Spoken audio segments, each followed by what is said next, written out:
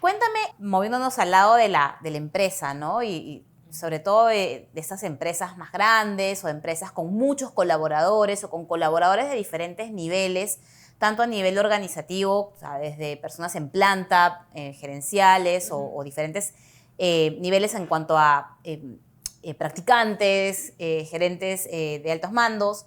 ¿Qué tipo de pasos pudiera tomar para implementar este tipo de programas o ayuda al colaborador? A ver, se me ocurren varias cosas. O sea, definitivamente casi todas las empresas tienen la típica encuesta de clima laboral. Y en las encuestas de clima laboral se puede empezar a indagar de manera muy general o hasta con una pregunta específica realmente el tema financiero, qué tan grande está siendo, qué tan complejo está siendo en esa organización para poder tener un poco de insights de, oye, ¿por dónde puedo ir?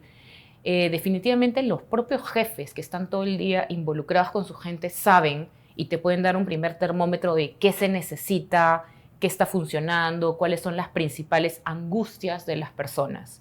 Entonces yo haría primero como un diagnóstico de, oye, ¿qué está pasando? Entender también qué tipo de personas tenemos en la organización, ¿no? De repente, no sé, el 50% son mamás, papás, de repente estamos en una organización donde la gente es más joven y está pensando en cómo pagar una maestría, un estudio, un diplomado, o de repente pensando en comprar mi primer carro, mi primera casa. Entonces yo creo que lo primero sería tener ese insight de cuál es esta preocupación financiera que atañe al promedio de mis colaboradores para empezar por ahí. Se me ocurren que podrían haber inclusive charlas generales, de repente programas de acompañamiento, de repente no todas las empresas tienen la espalda financiera, como decíamos, pero tener un programa de préstamos, pero como decimos, el hecho de que tengan un espacio para hablarlo, para decirlo, es muy importante. Tú lo decías ahorita, o sea, el hablar de estas cosas no es común porque te genera vulnerabilidad. Y en el trabajo tú siempre tienes que mostrarte pues como el superhéroe, que todo lo puedes hacer, y mostrarte vulnerable a veces resta. Entonces de repente ellos no lo van a decir. Las encuestas de clima, los jefes pueden tener los primeros indicios y la empresa, sin esperar que alguien se lo diga, puede decir, oye, vamos a tener esta charla de este tema.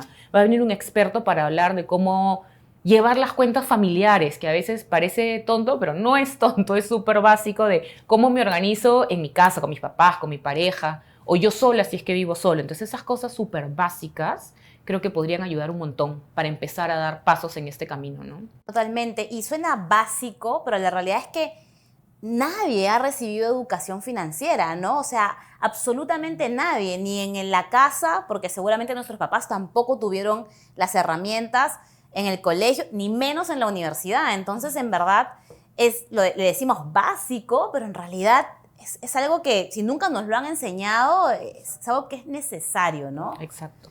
Y tú decías algo también que me llamó mucho la atención, que creo que se conecta un poco con lo que he leído en varios estudios, y es que hay que empezar a tratar este tema del estrés financiero de manera proactiva y no reactiva, ¿no? De manera proactiva, de tal manera de que yo le dé las herramientas y el conocimiento a los empleados para no llegar a la situación de un préstamo o de un problema de robo o de ese tipo de situaciones ya extremas y complicadas. O sea, yo me imagino que si tú pones un programa de cómo organizar mi presupuesto mensual, de todas maneras alguien se va a inscribir. Porque siempre son temas como básicos que con alguien vas a tocar fibra y vas a decir, oye, no, sí, o sea, me imagino hasta cómo organizar el presupuesto para poder pagar el colegio de mis hijos, o cómo ahorro para la educación futura de mis hijos, o cómo ahorro para quiero hacer un estudio de especialización y no veo cómo. Cómo pedir un préstamo, cómo manejar la tarjeta de crédito. O sea, son temas que a todos transversalmente de alguna forma lo van a ayudar. Y tú, naturalmente, tú no vas a una empresa y tienes un colaborador que en una reunión uno a uno, en una reunión con recursos humanos te dice, mi principal preocupación es porque no puedo pagar la tarjeta.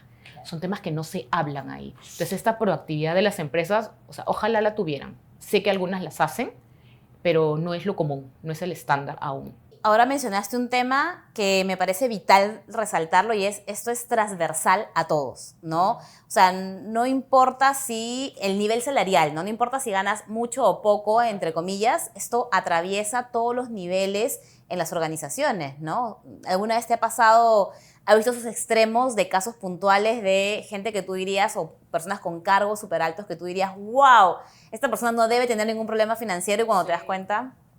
O sea, yo creo que siempre va a pasar. Lo que he tenido ha sido casos de personas que a primera vista tú no te imaginas y siempre va a pasar que hay la emergencia.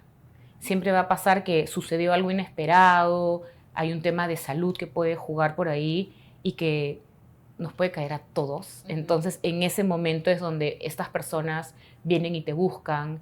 Hay personas que tienen, no sé, tú dirías un sueldazo y tienen tan mala organización o están súper endeudados y llega un momento en que hacen como el clic de, oye, necesito hacer algo. Y como repetíamos, es un tema que naturalmente la empresa, donde pasas 8 horas, no necesariamente se ocupa de esto. Entonces imagínate el bienestar que sentirían esas personas si saben que en este lugar donde les pueden dar, seguramente hay un seguro médico, como se exige por ley, un seguro de vida, también hay una asesoría o una charla o alguien que me pueda escuchar con estos temas que también son de salud, ¿no? Porque al final, lo que hablamos al inicio, es tu bienestar integral como persona. Y ya para ir como cerrando este tema, cuéntame cuáles retos crees que pudiera encontrar una empresa para implementar ese tipo de programas. Yo creo que vergüenza.